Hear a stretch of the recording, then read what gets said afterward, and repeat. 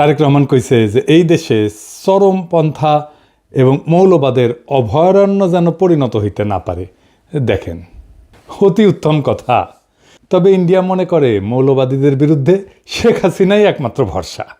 India today একটা নিবন্ধ ছাপিয়েছিল 2022 সালে। 2016 সালে বামেরাও বলতো দেশের বড় শত্রু মৌলবাদ। হাসিনার ফ্যাসিবাদ কিন্তু বড় শত্রু না, বড় শত্রু মৌলবাদ বামেদের মতে। তাইলে আমরা বুঝলাম বাংলাদেশে মৌলবাদ বলে একটা জিনিস আছে, মৌলবাদী বলেও একটা জিনিস আছে যা খুবই খারাপ, তাই না? সেটারে বিএনপি খাইয়া দিতে চায়, সেটা বিএনপি প্রতিরোধ করতে চায়। আচ্ছা, খুব ভালো কথা। তাইলে খালেদা জিয়ার নিশ্চয়ই মৌলবাদীদের সম্পর্কে একটা বক্তব্য আছিল, সেটা কি একটু আমরা শুনে আসি? আসেন শুনি, এডিটর সাহেব শুনে দেন। মৌলবাদী ধর্মীয় লোক আছে কিন্তু মৌলবাদী নয়। তারা বাংলাদেশকে ভালোবাসে, তাদের অবদান আছে দেশের জন্য এবং তারা দেশকে রক্ষা করতে চায়। তার মানে খালেদা জিয়ার বক্তব্যের বিরুদ্ধে দাঁড়াইল তারেক রহমান। এই মৌলবাদ নিয়ে কেন বাঙ্গুয়েলিদের এত চুলকানি? আসেন এটা একটু দেখি, তাইলে বুঝবো বিএনপি কার খপ্পরে পড়িছে। ইংরেজি হইতেছে ফান্ডামেন্টালিজম। এই শব্দের উৎস কখন? শব্দটা প্রথম 20 শতকের শুরুর দিকে আমেরিকাতে প্রোটেস্ট্যান্ট খ্রিস্ট ধর্মে এটার উদ্ভব। 1910 থেকে 1915 সালে এই প্রোটেস্ট্যান্ট খ্রিস্টানরা একটা সিরিজ পুস্তিকা প্রকাশ করে, দ্য ফান্ডামেন্টালস নাম দিয়ে, যেখানে বলা হয় বাইবেলকে আক্ষরিক অর্থে মানিতেই হইবে, আক্ষরিকভাবে মেনে মেনে চলতে হবে। তখন খ্রিস্টান জগতে ফান্ডামেন্টালিস্ট মানে ছিল সেই সব খ্রিস্টানেরা যারা বাইবেলকে অক্ষরে অক্ষরে অনুসরণ করত, বা বলতে পারেন রক্ষণশীল খ্রিস্টানেরা। অর্থাৎ শব্দটার জন্মই হয়েছে খ্রিস্ট ধর্মে, ইসলামে না। কিন্তু এটা এখন ইসলাম বুঝাইতে কেন ব্যবহার করা হয়? পশ্চিমা দুনিয়ায় শব্দটার রূপান্তর কেমনে হইল? আসেন, এরা রাষ্ট্রতন্ত্র, বিশেষ করে আমেরিকা, ধর্মনিরপেক্ষতার নামে ফান্ডামেন্টালিজম শব্দটাকে ধীরে ধীরে নিজেদের ধর্মের মধ্যে একটা সাংস্কৃতিক বিরোধ হিসেবে টিকায় রাখে। ধর্মের মধ্যে আছে না না না ফেরকার দ্বন্দ্ব আছে না, সেই রকম। মানে খ্রিস্টান মৌলবাদ, যা থেকে মৌলবাদ শব্দটার উৎপত্তি, তাকে নিজ ধর্মের ভেতরকার বিষয় কইরা রাখে। মানে এটা আমাদের ঘরের একটা ব্যাপার। রক্ষণশীল খ্রিস্টান হওয়া কোনো অসুবিধা নাই, কিন্তু রক্ষণশীল মুসলমান এটা হওয়া যাবে না। কেন যাবে না? এর পরে আসতেছি। আমেরিকার সোভিয়েত ইউনিয়নের কোল্ড ওয়ারের টাইম থেকে এই ফান্ডামেন্টালিজম ধীরে ধীরে একটা পলিটিক্যাল এবং সিকিউরিটি টার্ম হয়ে দাঁড়ায় পশ্চিমা বিশ্বের, বিশেষ করে ইরানের বিপ্লবের পরে 1779 সালে।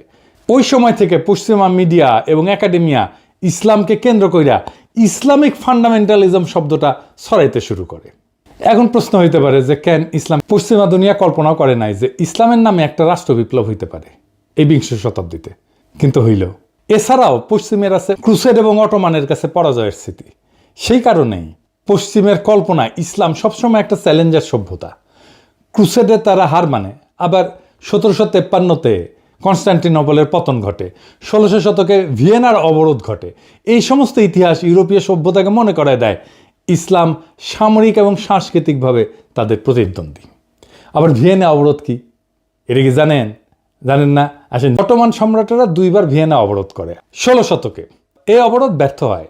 কেন ভিয়েনা এত গুরুত্বপূর্ণ ছিল জানেন? ভিয়েনা ছিল ইউরোপের প্রবেশের দরজা। যদি অটোমানরা যে ভিয়েনা দখল করতে পারত, তবে তারা জার্মানি, ইতালি, ফ্রান্স পর্যন্ত অগ্রসর হইতে পারত। তাই ভিয়েনায় যে অবরোধগুলো হয়েছিল, যেটা ঠেকাই দিতে পারছিল ইউরোপিয়ানরা, সেই জন্যই ইউরোপিয়ান চেতনায় সেটা সভ্যতার রক্ষা হিসাবে স্মরণীয় হয়ে আছে। এবং ভয়েরও কারণ, যদি ভিয়েনা দখল হয়ে যাইত তাহলে তো ইউরোপ মুসলমানদের দখলে চলে যেত। ক্রুসেড পর্ব শেষ হওয়ার পরেও ইউরোপে ইসলামকে চিরশত্রু হিসেবে কল্পনা করা হইতো, মূলত ভিয়েনা অবরোধের মতো ঘটনার কারণে। কিন্তু আধুনিক যুগে ধরেন অটোমান সাম্রাজ্যও নাই এবং ইসলামী শক্তি বিভক্ত, তারপরেও ভেতরে ভেতরে পুনর্জাগরণ বা বিপ্লবের একটা আশঙ্কা পশ্চিমের আছে। আর বিপ্লব তো হয়ও ইরানে। এবং আরেকটা কারণ হইতেছে খুব গুরুত্বপূর্ণ, যে পশ্চিম তো পশ্চিমা সভ্যতার যে সংকট, তার কোনো সমাধান দিতে পারেনি। যেমন কি সংকট? পশ্চিমা সভ্যতার কিছু অমীমাংসিত সমস্যা আছে। যেমন পশ্চিমা সভ্যতা বিজ্ঞান, প্রযুক্তি, গণতন্ত্র, মানবাধিকারে বড় অবদান রাখলেও কিছু মৌলিক সমস্যার আজও সমাধান করতে পারেনি। যেমন বৈষম্যের সমাধান করতে পারেনি। এই পুঁজিবাদী সমাজ ধনী গরিবের বৈষম্য ক্রমাগত বাড়াইছে। বলা হয়তো ধনীদের তরফ থেকে ট্রিকল ডাউন করতো, আস্তে আস্তে ব্যয় ব্যয় ব্যয় ব্যয় চুইয়ে পড়ে নিচের লোকেরা আস্তে আস্তে কিছুটা সম্পদ হয়তো পাইতো। পশ্চিম ব্যক্তি স্বাধীনতাকে সর্বোচ্চ করছে, কিন্তু সমাজ, কমিউনিটি, পরিবার এগুলো ভেঙে গেছে। মানুষ একা বিচ্ছিন্ন, বিষণ্ণতায় ভোগে। রাষ্ট্র, রাজনীতি, ধর্ম বা নৈতিকতা থেকে বিচ্ছিন্ন হয়ে গেছে। এর ফলে যুদ্ধ, এর ফলে উপনিবেশিকতা, এর ফলে পরিবেশ ধ্বংস, এবং সব কিছুকে বলা হয় প্রগতিশীলতা, প্রগতি, নেসেসিটি, এই বলে বৈধতা দেওয়া হয়। পশ্চিমা বিশ্বে যে ক্ষমতার দ্বন্দ্ব, এটাকে বলা হয়তো যে ব্যালেন্স অফ পাওয়ার যদি থাকে, অনেকগুলো শক্তির যদি শক্তিশালী যদি রাষ্ট্র থাকে, তাহলে একটা ব্যালেন্স অফ পাওয়ার হবে, এইটা স্থায়ী শান্তি নিশ্চিত করতে পারবে, কিন্তু করতে পারেনি। যুদ্ধ কোথাও থামাইতে পারেনি। 2টা বিশ্বযুদ্ধ হয়েছে, কোল্ড ওয়ার হয়েছে, আজকেও তো যুদ্ধ হইতেছে বিভিন্ন দেশে, তাই না?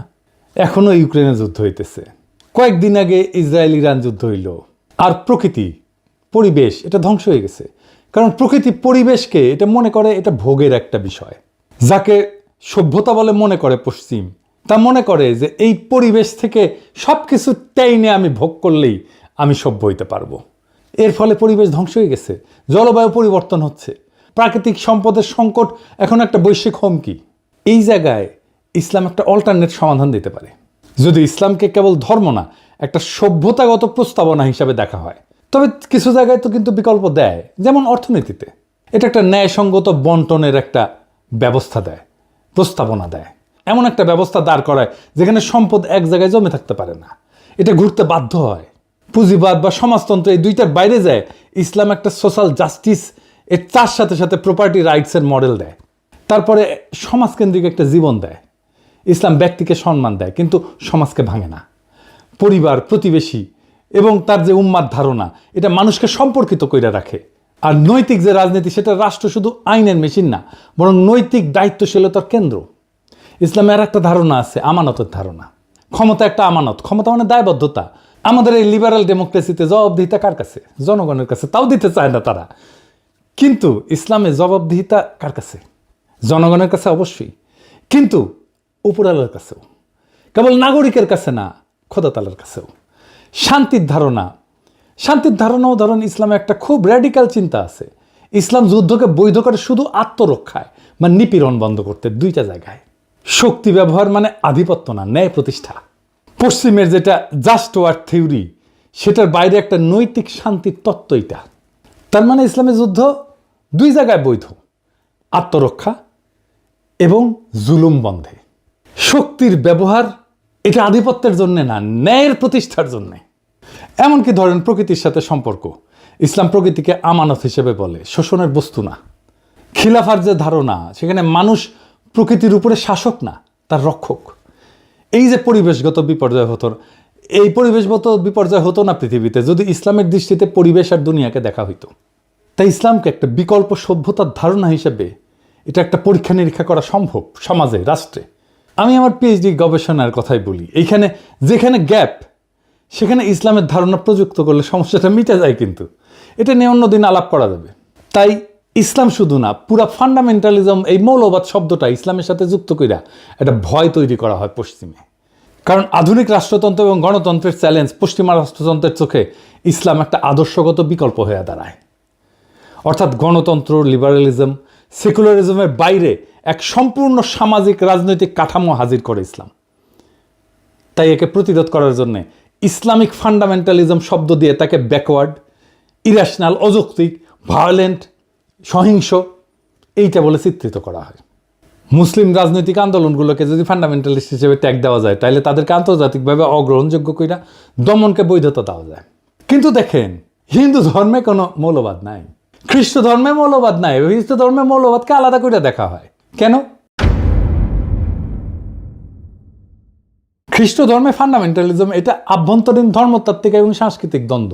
এইটাকে যদি ডেমোনাইজ করা হয়, তাহলে পশ্চিমা জনসংখ্যার একটা বড় অংশ সরাসরি ক্ষুব্ধ হয়ে যাবে। তাই ওদের মিডিয়া এবং একাডেমিয়া খ্রিস্টান ফান্ডামেন্টালিজম শব্দটাকে সীমিত অর্থে ব্যবহার করে, সন্ত্রাস বা হুমকির সাথে যুক্ত করে না, কিন্তু ইসলামকে করে। ইসলামের ক্ষেত্রে তারা এইটাকে এক্সটার্নালাইজ করছে, বাইরের শত্রু, সভ্যতার চ্যালেঞ্জ, আধুনিক রাষ্ট্রের জন্য হুমকি, এইভাবে তারা হাজির করে।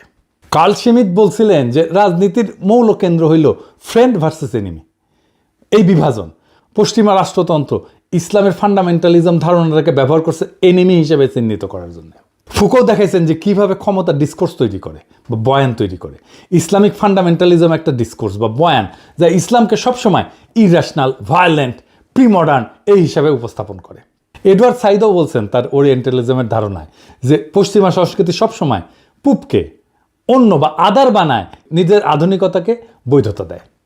এবং এই যে ওয়েস্টার্ন ডেমোক্রেসি, পশ্চিমা লিবারাল ডেমোক্রেসি নিজেকে একমাত্র বৈধ রাজনৈতিক রূপ হিসেবে দাঁড় করাইতে ইসলামিক ফান্ডামেন্টালিজমকে বিকল্প রাজনৈতিক কল্পনা হিসাবে সে ডেমোনাইজ করে। ফলে আন্তর্জাতিক আইন, সিকিউরিটি, নীতি, এমনকি গবেষণাতেও ইসলামী আন্দোলনকে প্রায় ফান্ডামেন্টালিস্ট থ্রেট হিসাবে বলা হয়। যদিও একই ধরনের ইহুদি বা খ্রিস্টান চরমপন্থাকে সেটা বলা হয় না, হিন্দু চরমপন্থাকে তো বলা হয়ই না, দেখতেছেন তো। যা যা একটা ইসলামী সমাজকে আলাদা মিনিং দিছে সেটাকে আক্রমণ করা হয়েছে পশ্চিম থেকে। নিজের কালচারকে, নিজের প্র্যাকটিসকে ঘৃণা করতে শেখানো হয়েছে। আফগানিস্তানে বোরখা পরা ছিল ফ্যাশন, এটা অভিজাততন্ত্রের প্রতীক।